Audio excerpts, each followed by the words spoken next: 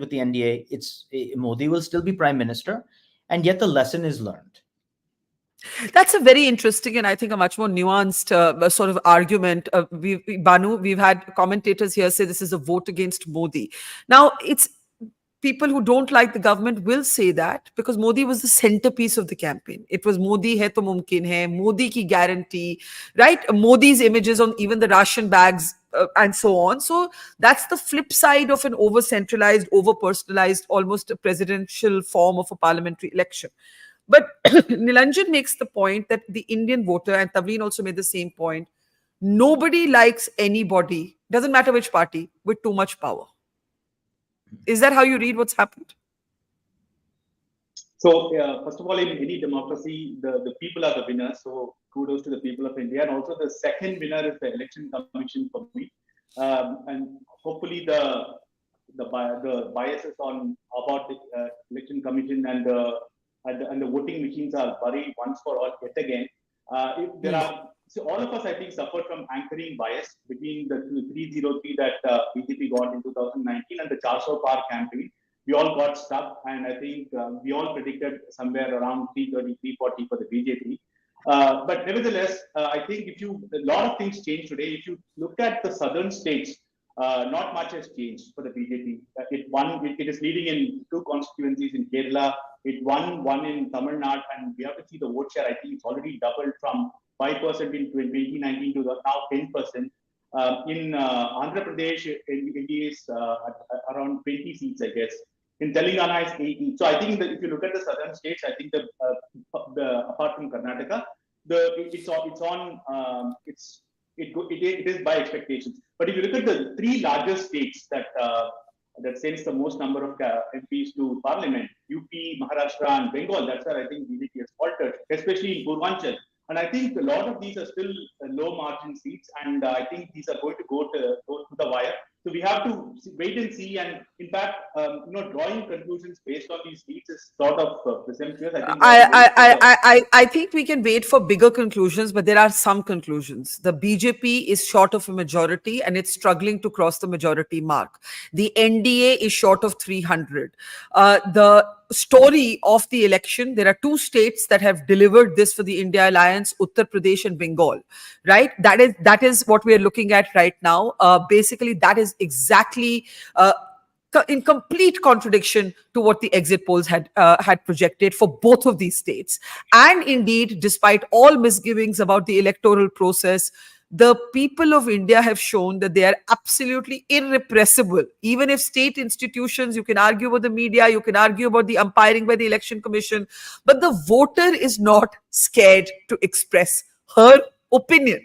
I also find Nilanjan's argument very interesting. By the way, here's a breakdown of some of the BJP allies. Will these allies stay with the BJP? 15 leads for the JDU, 16 for the TDP, 5 for the SHS, 5 for the LJP. So just something to think about, because all kinds of potential churning and realignment is now going to take place.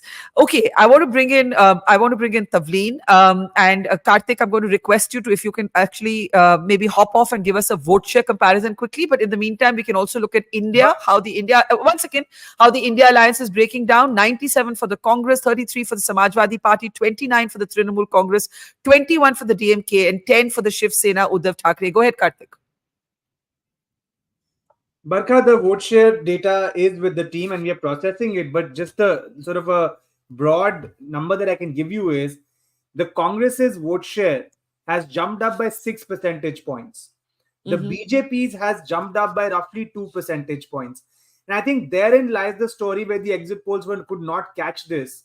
Most exit polls were giving the Congress a jump of roughly 2 percentage points over the 2019 number.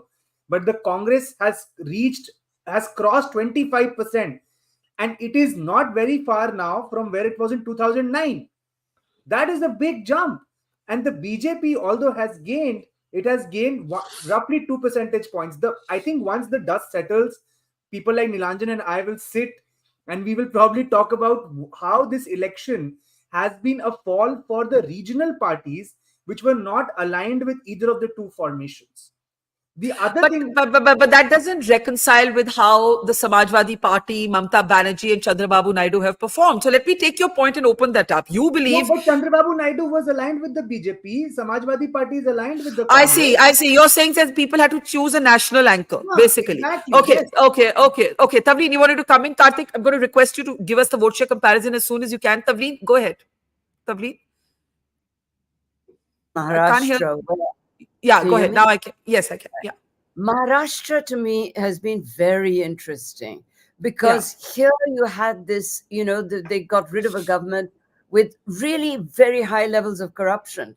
Everybody knew about those MLAs where they were taken, they were flown in,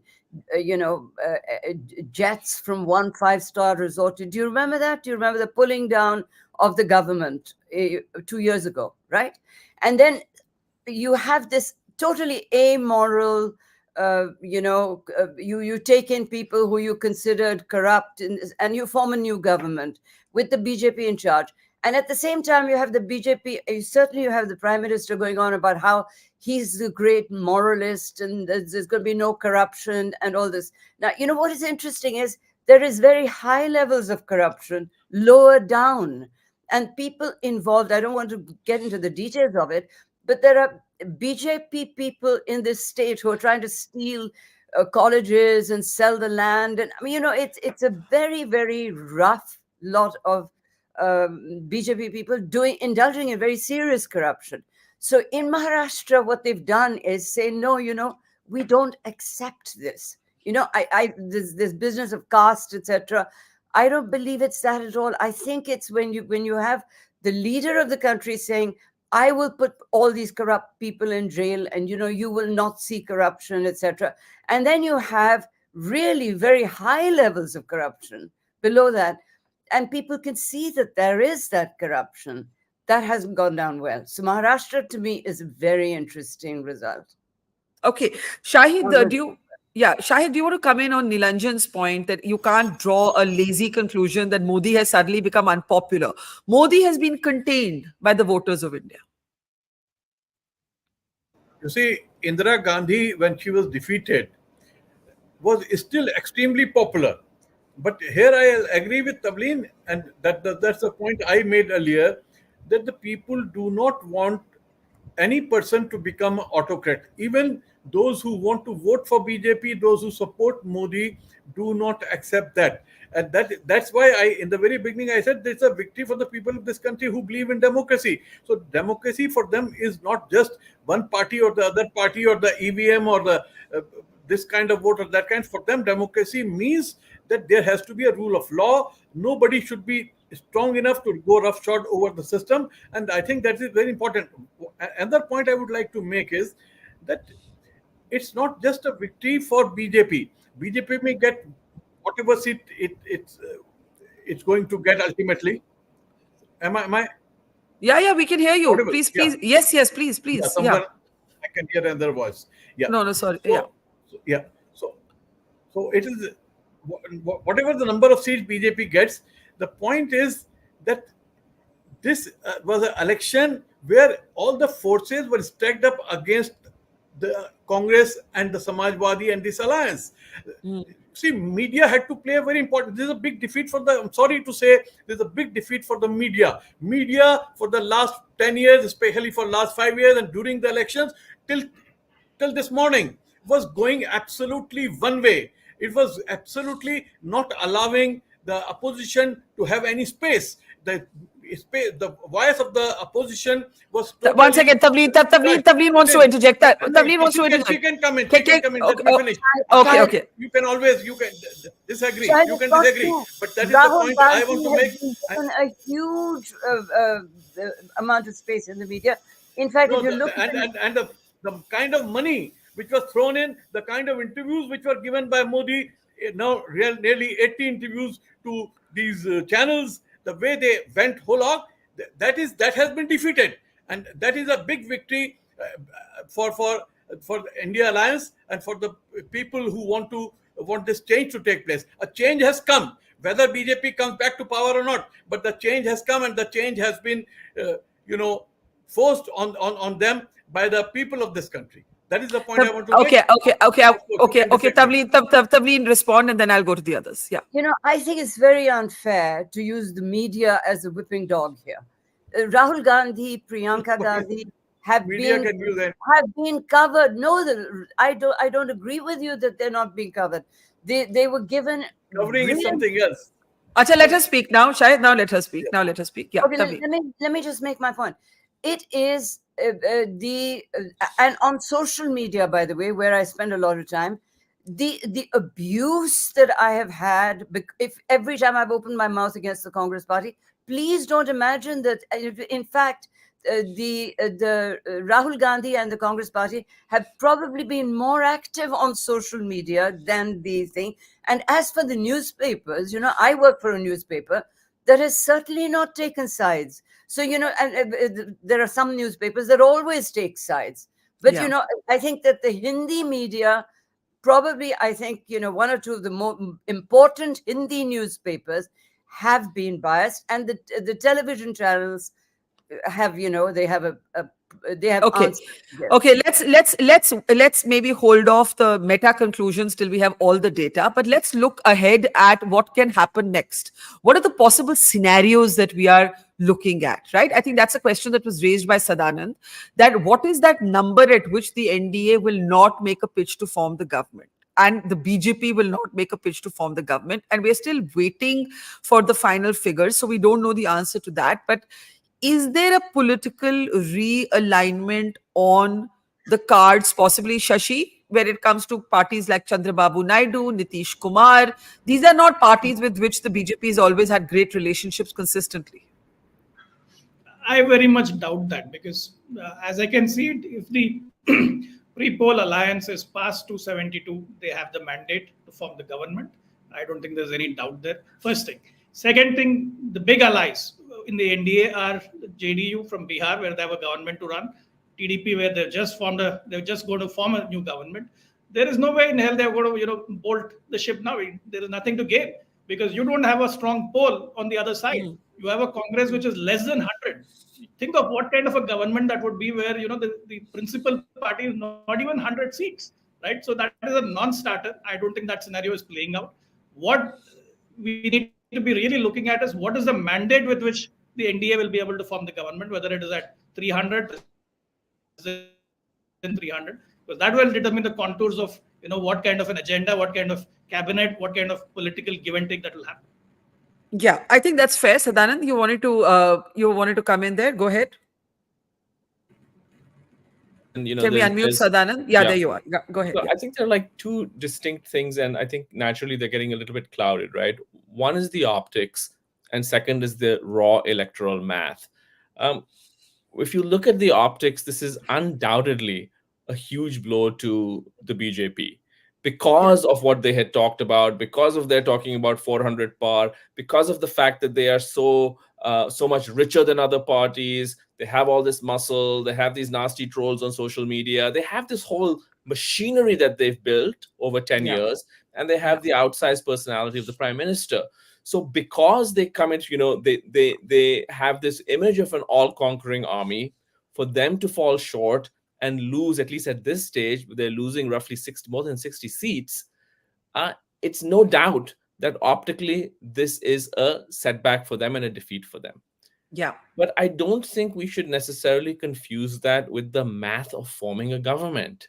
If you look at governments in the pre-Modi era, 240 seats is a lot. Congress when Congress won 206 seats in 2009, that was considered a huge achievement. Before that, they formed a government with 145 seats and ran it for 5 years. So I think the fact is that the optics suggest that that Modi has received a setback. We have to be upfront and honest about that. But we also have to acknowledge that one party is going to probably come out of this at 240 with a pre-poll alliance that is well above the 272 mark. And another party is going to come out of this having done significantly better than before. All credit to Congress, all credit to Rahul Gandhi, but still being short of triple figures or hovering at the triple figure mark. So I don't think that when you're looking at the hard math of forming a government, these two are really, it's the same story as the story of, which is an attractive story, which of the hubris of the BJP humbled. Both can be true. The BJP's hubris has led to a humbling, but that does not materially affect its prospects of forming a government. Nilanjan, I saw you nodding in agreement that, Modi has been brought down more than a few pegs, but he's still in pole position to form the government. Is that how you see it? Yeah, absolutely. And I would take it a step further. I think before the exit polls had come out, I made a comment that while we care, the truth is that the average voter I spoke to could care less whether the BJP won 240 seats or 340 seats. The government will be the same, the prime minister will be the same. And I don't believe that, given what we've seen of how the BJP governs, that just because it has 240 seats or 250 seats, that somehow it's going to become a loose coalition as opposed to a highly centralized sort of, the kind of political centralization that we've been seeing. Of course, it will require some arm twisting and so on and so forth, but I don't think that I think we assume that the BJP is fully capable of that. It is still far bigger than all of its coalition partners, right? So I don't think that I don't think there are any major implications for governance, right? Other than what the BJP and Prime Minister Modi choose to do after they form government. Do they realize that this was a red line that was crossed? It is a red line that was crossed. Today it's showing up electorally, but it actually started with CAA. It started with farmers. These are people who thought that they could not take the parliamentary electoral route to oppose the government. They took to the streets, right? And this is sort of how electoral processes work. Elections are a lagging indicator. Elections are the last thing that happened. The CPM had all but lost before it finally lost the election in West Bengal, right? So, this in some sense should be a wake-up call to the BJP that it has crossed a line, that people did not believe that they could air their grievances through the electoral and parliamentary process. And as long as you don't cross certain red lines, the popularity of Modi, the overall popularity of the BJP can still carry the day. Okay, let me bring in others on this very interesting question. Nilanjan, just one question to you. You said it doesn't really matter what number they end up at. You believe they'll run the same kind of government as they would have? So you're saying that the BJP at 303, the BJP at 240, and the BJP at 330, whatever, I'm just making up random numbers, it has the same mandate? No, so to us who look at numbers, it doesn't. But in terms of what they do, in terms of governance, in terms of what the structure is, in terms of political centralization, I don't think very much changes. So you don't think the BJP is going to take this as a humbling if they form the government? Only insofar as they understand that there are certain red lines that maybe they shouldn't be crossing. But in terms of the overall governing structure, you still have one party which is far bigger than all of the other coalition partners. And you have two people at the top whose method of governance involves a very significant amount of political centralization, not just with institutions, but within their own parties and coalitions. And it has been so for a very long time. So let's get responses to this. This is a very interesting argument because, Shashi, you've been arguing that the mandate will be determined by the final numbers. In a way, what Nilanjan is saying is that the essential way of the Modi-Shah-run BJP isn't going to change, neither the party nor the government, even if they come down 65 seats. No, I don't think so. I don't agree with that, because the one thing you will have to give credit to Mr. Modi is that he learns from mistakes and he improvises. Clearly, this is a humbling trend that we are seeing, and I don't think you will see the same kind of political management that happened in the past happening now, because he clearly knows that that will not resonate with the people. There is a certain message in the manner in which different regions have voted, and he will respect that, knowing him, having seen him, for more than a decade now. So I don't think that that argument holds, that their politics will still be the same. No, it will not. It will change, and they will improvise. They will learn from these mistakes, and they will have a different approach. Now, what that approach would be, I think let's wait and see based on the the final numbers. Okay, let's open this up. Banu, you wanted to come in. Banu? I have to be unmuted. Yes. No, yeah. Couple of things.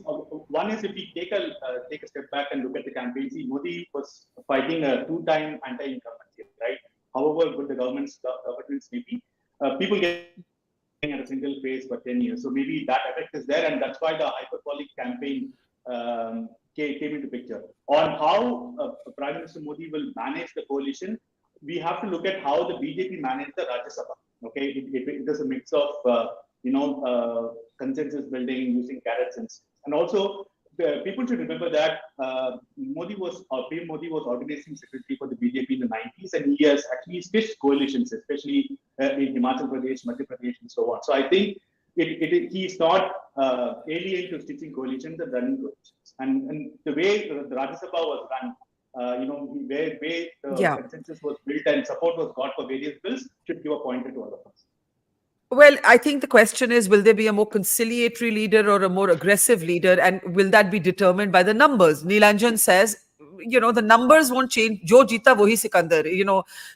It doesn't matter how many seats you form the government with, but there are other views on it. We do have some sense, a fall of 60 seats right now for the BJP, pretty close to the 80 seat mark that Yogendra Yadav had spoken about. Just to be fair, at this point, nobody really believed him when he made that point, but it's looking like that right now. Let's see. Shashi says, let's wait another hour. We'll see where the final numbers end up.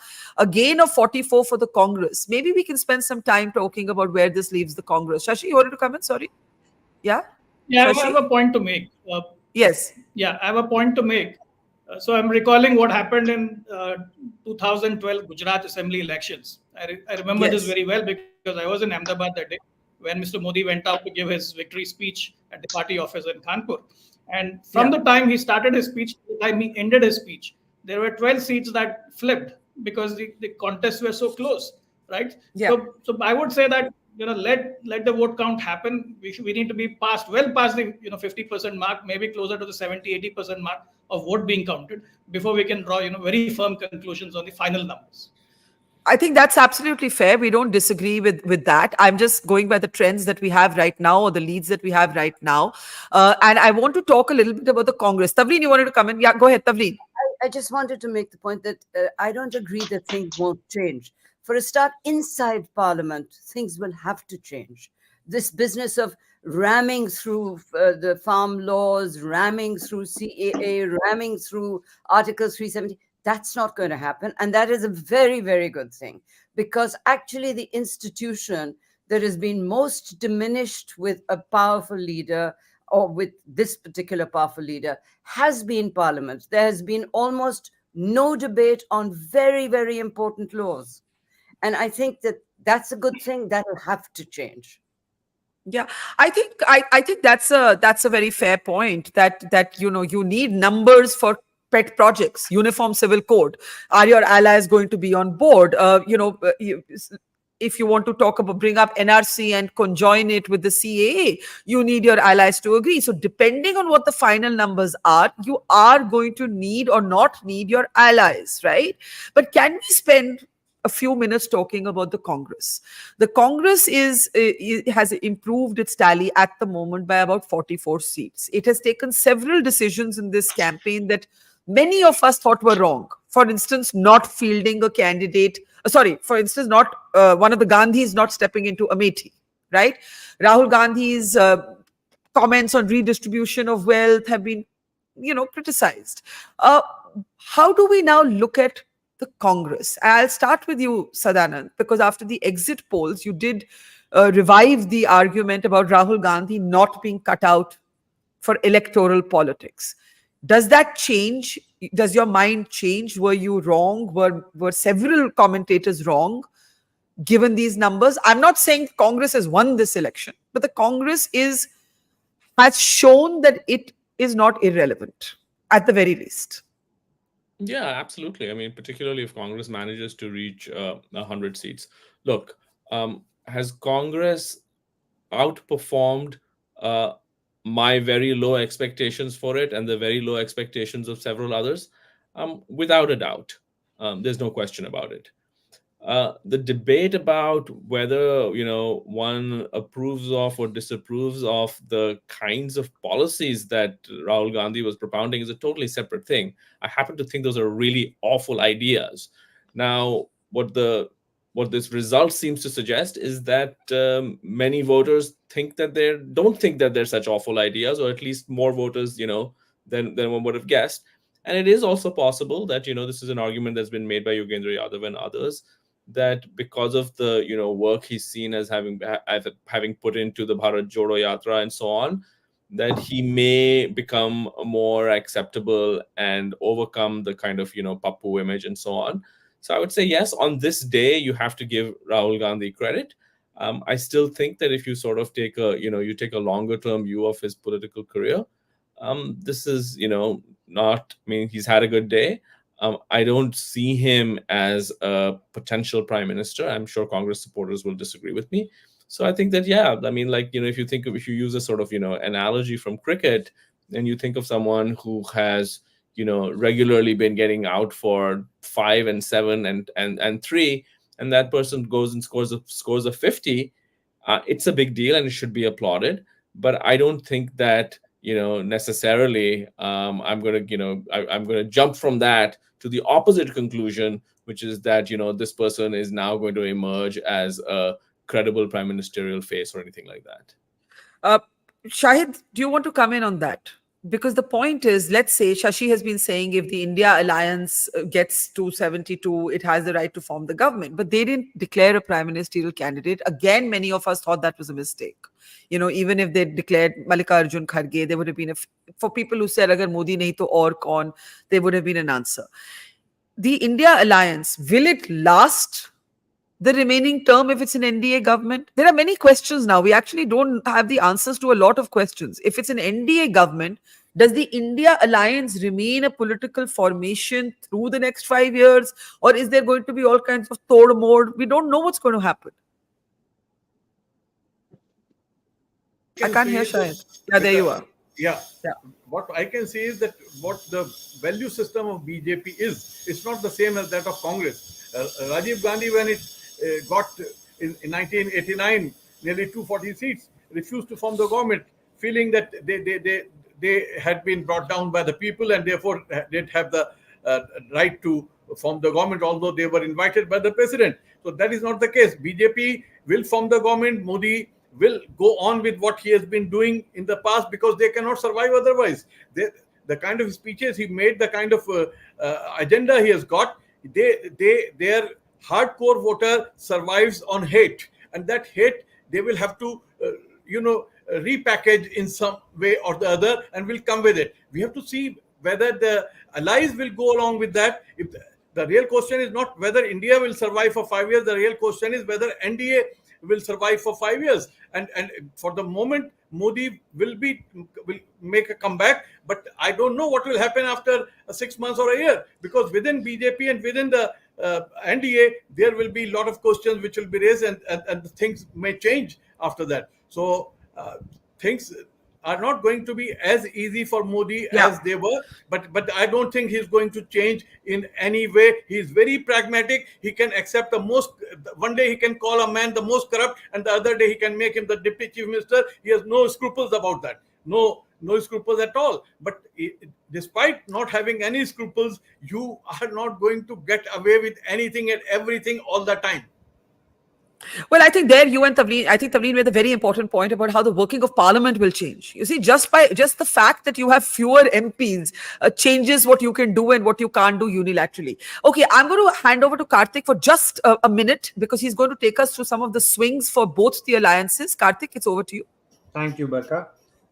So we have a couple of maps, I think, which we can pull up, which I think I'm sure will sort of clarify the picture really well. Let's start with the India Alliance map, right? So this is the India Alliance map. And before the election started, I think a lot of us thought states like Bihar, Maharashtra, Bengal, Karnataka would be key swing states. Well, actually, that's what's happened. In those states, the India Alliance has gained. But what has actually come as a big surprise is the addition of UP. They've gained a lot of seats in Uttar Pradesh. That dark green represents that. And plus, the Congress has been able to make gains in states like Rajasthan, Haryana, and for me, the biggest surprise, winning seats in Gujarat. Of course, even in Telangana. So what the India Alliance has been able to do is it has been able to increase its number of seats in the swing states that I just mentioned, where there was expectation of tight contests. But to add to that, UP and large parts of the Hindi heartland, where the Congress and its allies, but predominantly the Congress in direct contest with the BJP, has actually done relatively well. To borrow from Sadanand, if your expectation was low, then at least they have crossed that expectation. But I think in certain areas, they've actually done really well. States like Haryana, for example, and Rajasthan, the India alliance is touching double digits. Of course, the image flips when we look at the NDA alliance, right? So we always were talking about how they are saturated in North and Western India. So if we can move to the NDA alliance map, and that there'll be some losses in North and West. Well, that did happen. But the assumption was that in a way will be compensated by the eastern seaboard and the southern part of India. There are gains in South and East, but they're not sufficient to cover the losses in the North and the West.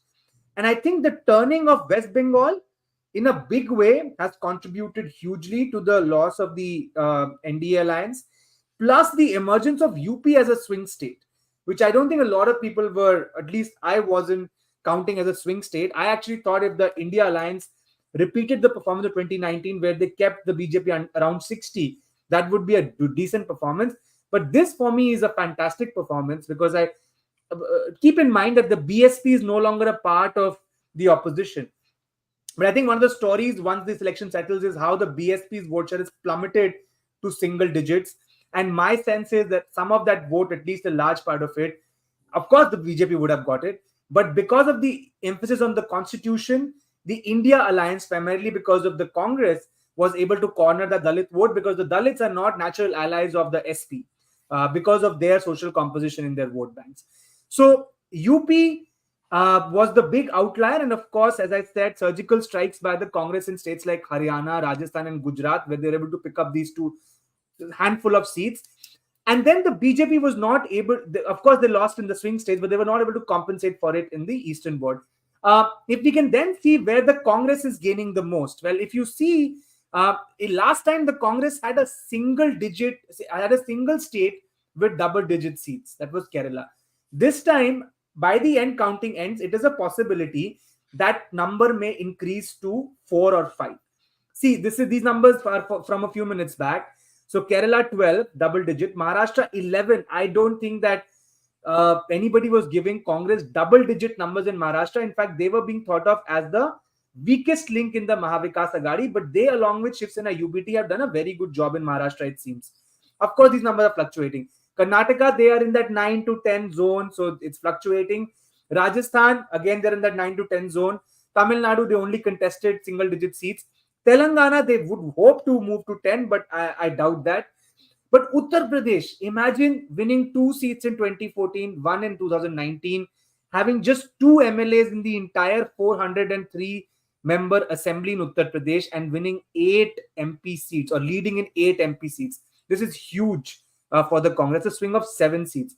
Now, if we look at the same for the BJP, where the BJP has lost, the biggest losses for the BJP, of course, are coming from Uttar Pradesh, where they lost 30 seats. Madhya Pradesh, they are gaining 1. Gujarat, they are losing 2. Rajasthan, they are losing 11. Karnataka, 9. Maharashtra, 12. Bengal, 8. Jharkhand, 2. Haryana, 6. They only seem to be gaining in Odisha, 10 seats, big chunk, and Telangana, 4. Madhya Pradesh, they are gaining 1 seat. And Andhra Pradesh also, because of the alliance, they might gain a couple of seats here and there. And Kerala, it seems they're getting 2 seats. So that's basically the larger national perspective. But I guess once the dust settles, we will have a lot of micro details to ponder about. For example, in UP, I'd be very interested in understanding how the BSP vote share kind of has scattered between the two formations. Back to you, Barkha. Yeah, thank you. Okay, thank you, Karthik, for that deep dive. Sadanand, I know you have to leave. You're on America time. Let me get a last perspective from you. I think we're still counting numbers. Hi, Zainab. It's good to see you. Zainab Sikandar of the RLD is with us. Shashi, Nilanjan, Banu, Tavleen are still with us. Sadanand, last thoughts. This is in fully over yet. I think most of us agree that it's going to be an NDA government. I think Shashi makes the very important point that the mandate of this government will be determined by the final figures. As we speak, the NDA has hit 300. There could be close contests. It could inch above, but it isn't the BJP inching above 300. The BJP looks set to fall below the majority mark on its own. Sadanand. Yeah, so I think, at this point, the best case scenario from a BJP perspective is that that NDA gets above 300 and that the BJP gets at least above 250, right? For the past, hour and a half or so, they've been struggling at around the 240 mark. Obviously, even if it does that, it's a real come down compared to everything that was suggested by the exit polls and what was suggested by the party. But as I hit the sack, I just want to say that when I wake up in a few hours, I would not be surprised if the BJP has managed to either pick up about 15 seats or 20 seats even compared to now, or lose even more ground, right? And I actually think, and this is sort of I would agree with Tavleen and Shashi over here, that actually the numbers are going to be enormously important, both for the Prime Minister's image and for the workability of a government and for the kind of policies that it's likely to follow. A BJP going in with 200 and forming a government with 220 or 230 is very different from a BJP forming a government with 260. Let alone being able to somehow, at this point, inch across that single party majority mark. So, game still very much still on. My bet at this point is that, we are going to see Modi sworn in as Prime Minister again, but it'll be Yeah. a very different government, very different feeling government, I would imagine, than from what we've seen in the last two iterations. Okay, Sadanand, we're going to say thank you to you. For anybody who's just tuning in, and I can't imagine who that person is. Here's the situation right now. The NDA is below the 300 mark. The BJP is below the majority mark. It still seems likely to be an NDA government with the BJP as the single largest party, but the BJP, unless something changes over the next 60 minutes or so, is unlikely to reach a majority of its own.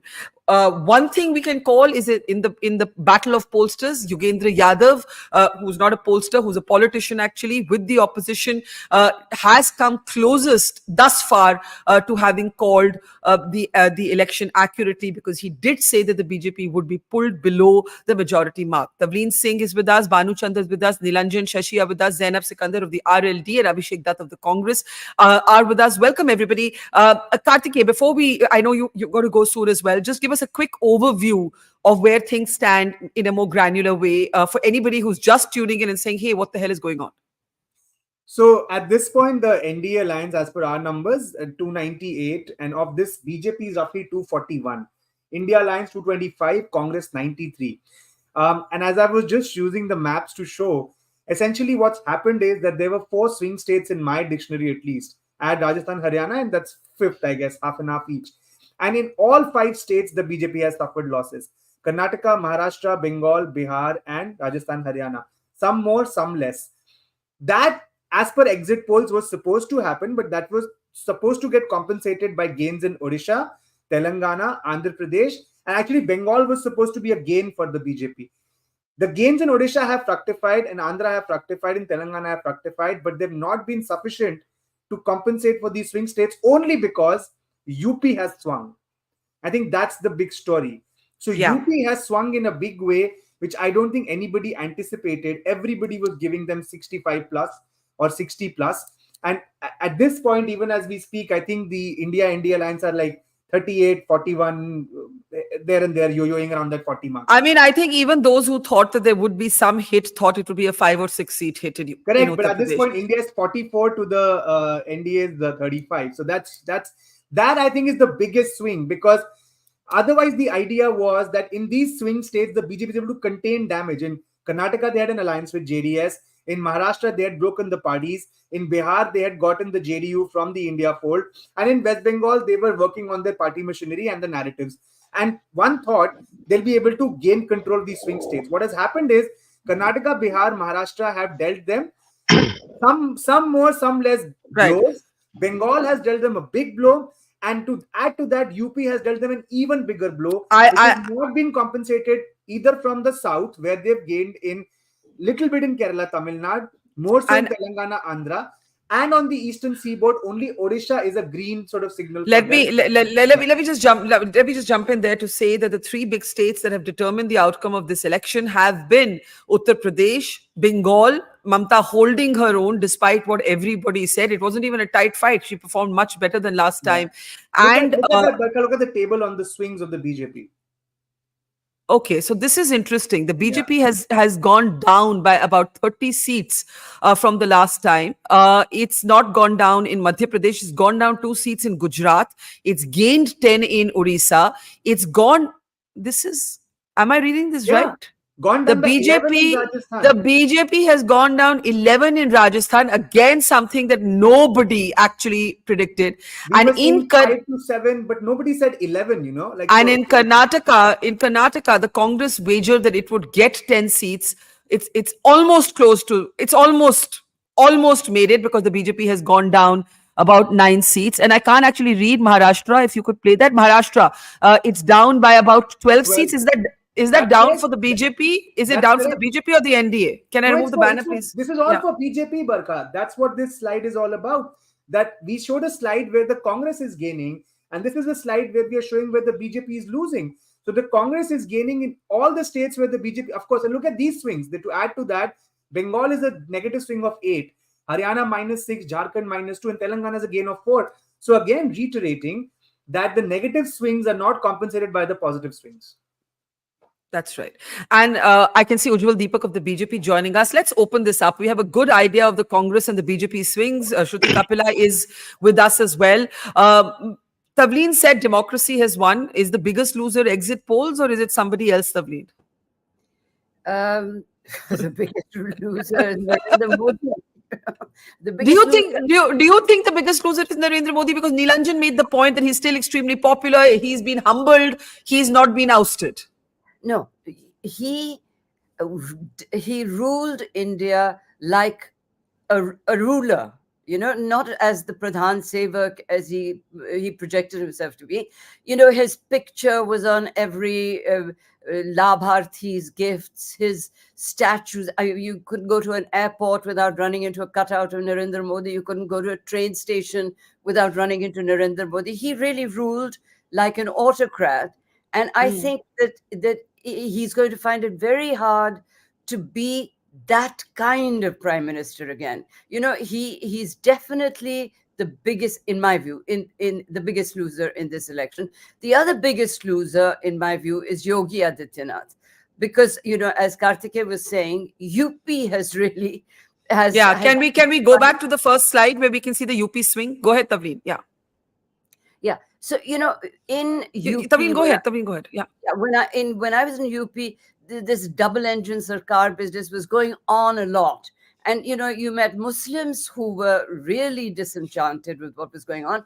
But everybody thought that Yogi would for sure be able to pull the BJP to at least 60, right? That's what Yeah. I'd heard. And, it really is a shock that for me personally. So I think Yogi is a big loser. And I'm very happy about that, because I think that this business of the bulldozer justice that he started and actually showed off about in interviews about, oh, this is wonderful, this is wonderful. And, it was terrible, some of the things that happened. People was in their houses when they were broken down in UP. And, so for me, as far as I'm concerned, it's a good thing. I think the two people who've lost the most in this election, politicians that have, are Modi and Yogi. Barkha, can I add something quickly? Yeah, sure. Election Karnataka is a big lift up for Mr. Mallikarjun Kharge. The Congress is sweeping Hyderabad, Karnataka. That's very interesting. Basically, everything has been largely predictable other than UP and Bengal. When I say predictable, I don't mean by the exit polls. Yeah. I'm saying what the parties expected to do, right? Mr. Modi thought that they were going to make dramatic gains in Bengal and dramatic gains in Telangana, and that would offset marginal losses in Uttar Pradesh. I think the BJP did expect some losses in Uttar Pradesh. What happened instead was dramatic losses in Uttar Pradesh and no compensation in Bengal. These two states have really defined the outcome of the election, and to some degree, the Congress holding its, resisting in Rajasthan, right, and Telangana. That's Congress, Haryana. But Haryana was expected. Haryana, the Congress was expected to do much better. The scale, Barkha, is pretty 6-4. Can I add something else in UP, Barkha? It's very interesting. UP mein, the Purvachal seats have swung in a big way, which means that the caste calculus was a very big factor. The only way in which you could have won Purvachal in such a Hindutva ka leher was if you played your caste politics right. And this despite the fact that the BSP was seen to be, I'm not making a claim, I'm just saying, look at the candidate selection, seemed to be helping the BJP through its candidate selection. Okay. I really need to open this up. Yeah, Karthik, we've got lots of people waiting to speak. Ujjwal, how disappointed are you? No, what is the reason for disappointment, Barkha? We are winning. आप 400 पार के बाद 300 पार भी नहीं हो रहे हो अभी NDA के साथ. हाँ जी. Who is making the government? Who is becoming the Prime Minister of India? You tell me. At the moment, I think it's NDA. Prime Minister Modi. NDA is going to form the government with a clear majority. Also, I would like to ask one question. Today, I am going to talk about EVMs. As on time, at 1:15 in the afternoon, on the results day, does Congress or the UPA or the India Gathbandhan believe in EVMs and the transparency of the Election Commission? Do they believe in it? Do you believe in it? I have always believed in it. I have always believed in it. You could see my tweet yesterday. Is democracy still existent in India? Does it still exist? Sir, What happened to all the allegations made? Acha, एक minute, Election Commission, yeah. And I will put it to the Congress and others who thought electoral democracy was imperiled. I am not one of those. My tweet this morning or yesterday said that whoever wins, we must not question the electoral process, right? Definitely. Now, can you now tell me, are you disappointed? No. BJP and NDA together are making the government. We are achieving what we wanted. We wanted Prime Minister Modi to become the Prime Minister for a third time and just wait till 6 p.m. We are making the government. Why should we be even unhappy? We are very happy. The Ludus are still in process. They are getting delivered and we are going to celebrate in the evening. 400 par nara. So what is the reason to celebrate here for the Congress and India Gathbandhan? That they perform better? Let's ask them. Let's ask them. Abhishek Dutt, what is the reason for you to be happy when they are not forming the government? Abhishek? नफरत के बाजार में मोहब्बत की दुकान खुल गई. You know, first of all, I'm extremely thankful to the voters of our country for giving this beautiful mandate. The BJP spokesperson is still showing his arrogance on your channel. He must understand that in Ayodhya, BJP is losing. The way BJP started this election, it was never a fair election, freezing the Congress party's bank account just before the election. When we were doing our booking by advertisement for our choppers, they come up with this absurd notice from the Election Commission that our accounts are frozen. At the same time, misusing their machinery, misuse of ED, CBI. See, people of a country are not blind. They might not speak, but they do vote. When you talked about the press, if you look at the ranking of fair press, India stands 157 number out of 176. I was on ground for the last 5 months. I've been all over UP. I happen to be co-in charge for Karnataka. The writing on the wall was very clear that Bharatiya Janata Party is losing. And the more they started misusing words like Mahila, Masjid, they will take away your Mangal Sutra. People don't like this. And you know what Narendra Modi ji started in 2014? Let me tell our BJP spokesperson. The first person to raise his voice against EVM was Narendra Modi ji, not the Congress party or us. The day he started his campaign in 2013, he said EVM is not right. It should be ballot paper. And whatever he started with in 2014 is in complete contradiction. But Abhishek, can I ask you something? Yes, please. We'll talk about the politics, but it is true that since last night, once the exit polls came, a number of opposition leaders, Mr. Kharge's unprecedented open letter to the bureaucracy to act without fear or favor, to asking workers to reach district headquarters, it seemed for a moment that the Congress would not have accepted an adverse verdict. And I think what Ujjwal is saying is you can't celebrate democracy if it goes your way and question it if it doesn't go your way. And that's a legitimate question to ask today. Barkha, let me give you an example. During the last Vidhan Sabha election, I happened to be in Karnataka, Bangalore, when I can say it on a channel with complete fact, Soumya Reddy had won the election. The election commissioner had not signed on an application. I was there. After which, all of a sudden, she loses her election. But she asked for a recount, right? She asked for the recount. Yes, no, because she didn't ask for the recount. We had won the election. Okay. Then the election commissioner signs on the document and leaves the place. We kept on screaming and protesting, and I know I've contested 4 elections, till now. Once the signatures are done, then nothing happens. So we were very clear that BJP will try their best to misuse the machinery, and as an opposition, we have to be strong on ground also. We have to tell our workers that we are there fighting against Bharatiya Janata Party. It's not only Bharatiya Janata Party. I'm telling you, leaders within Bharatiya Janata Party will be happy today. The way Modi ji has sidelined everyone in Bharatiya Janata Party and the opposition people, they don't like it. He wants to bulldoze his image everywhere. Okay. Sorry. You complete your point, then I'll go to the others. Yeah. And at the same time, we must not forget 4 facts. The Bharat Jodo Yatra by Shri Rahul Gandhi ji, the Nyaya Yatra by Mr. Rahul Gandhi ji, the way Mr. Kharge ji has managed all the alliance partners. At the same time, Priyanka ji went all over the country and fought the fight against constitution. The way Bharatiya Janata Party was claiming that they want to change the constitution of a country. Tell me, have you ever met one person who's criticizing the constitution of our country? Why Bharatiya Janata Party? No, I have been reporting that from my travels, in particular, India's Dalit community started worrying that their reservation was going to be, the protection that the constitution gave them would be dented if the BJP got an overwhelming mandate. Meanwhile, Kishori Lal Sharma, a choice that many of us criticized for, we said that the Gandhis had run away. He's leading in Amethi. I'm just saying he's leading in Amethi. I need to get Shruti and Zainab in and then go around the panel again. Barkha, just one second. Yes, Okay.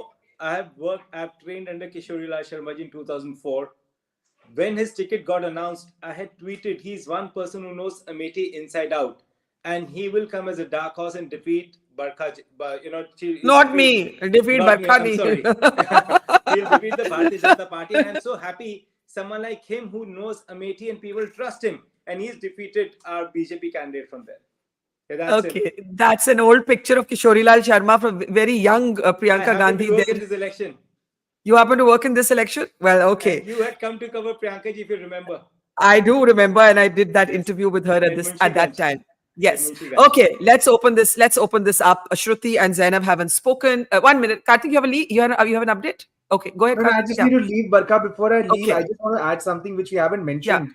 Yes. Given that the India Alliance and the Congress especially seems to be doing well in rural constituencies, it says something about the pitch on the caste census, on the constitution, on the reservations, on whatever. Something has worked. Something has clicked. And I think we will have to do that analysis later, but I think credit where it's due. Okay, point taken. Thank you, Karthik. Stay as long as you can. Thanks for taking us through the numbers. Shruti Kapila, go ahead. Hi, thanks. Hi. So, really exciting morning in lots of ways. Of course, I agree for the first time with Tavleen Singh to say that this is Prime Minister Modi's loss.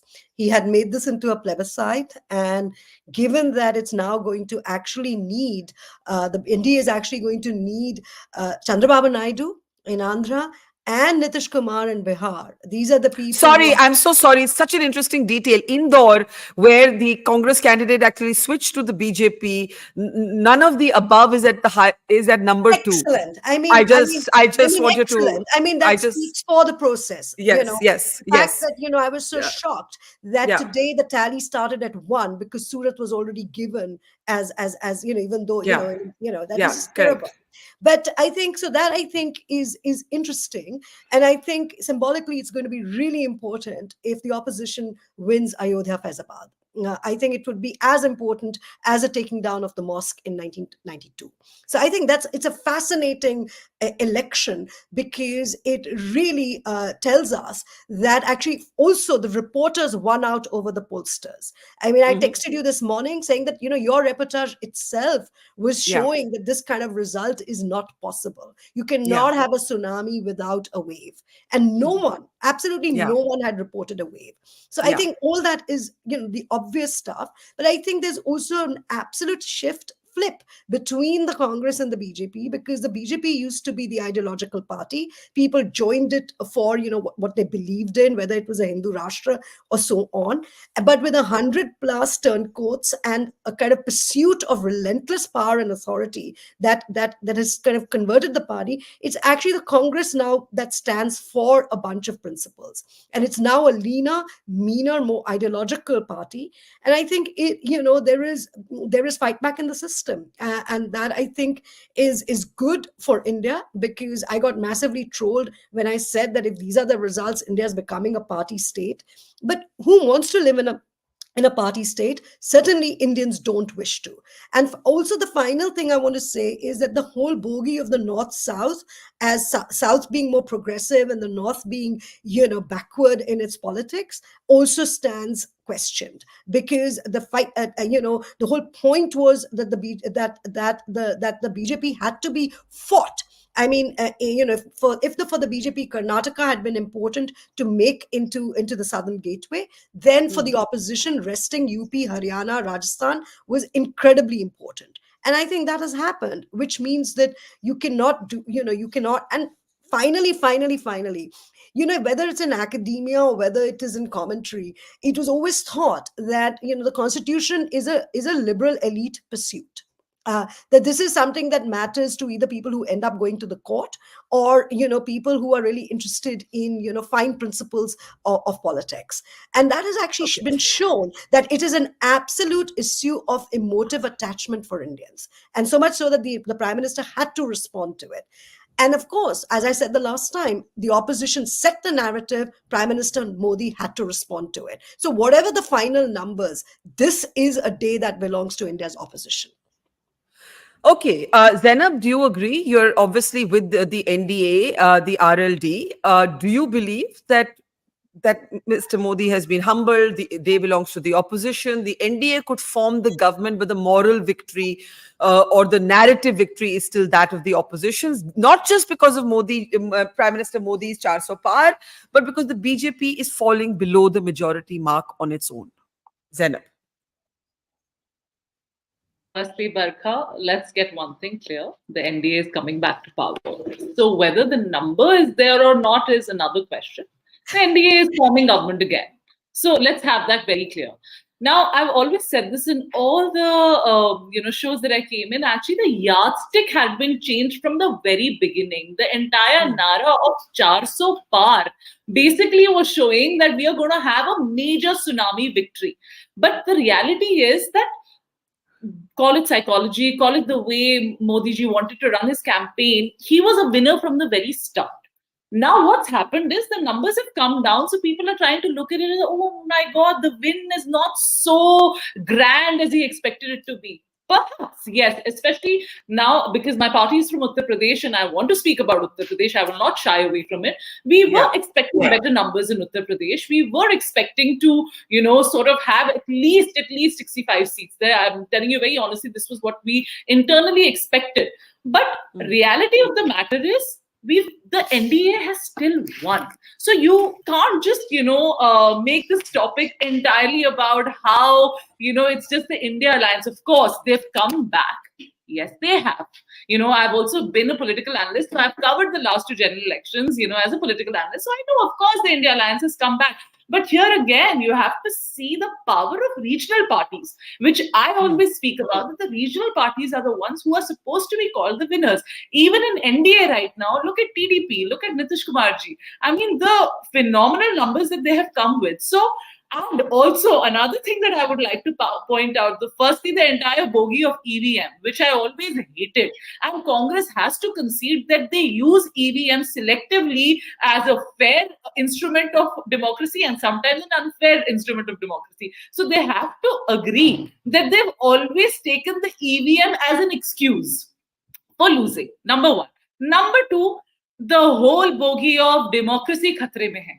And I'm speaking today as RLD Pravakta, as an RLD spokesperson, which I very proudly say is a very secular party. We have a huge voter base in minorities. And also, now that we are part of Zainab, NDA, but Zainab, the BJP is currently leading in 243 seats. That's coming down from 303. I'm not even talking about the NDA right now, okay?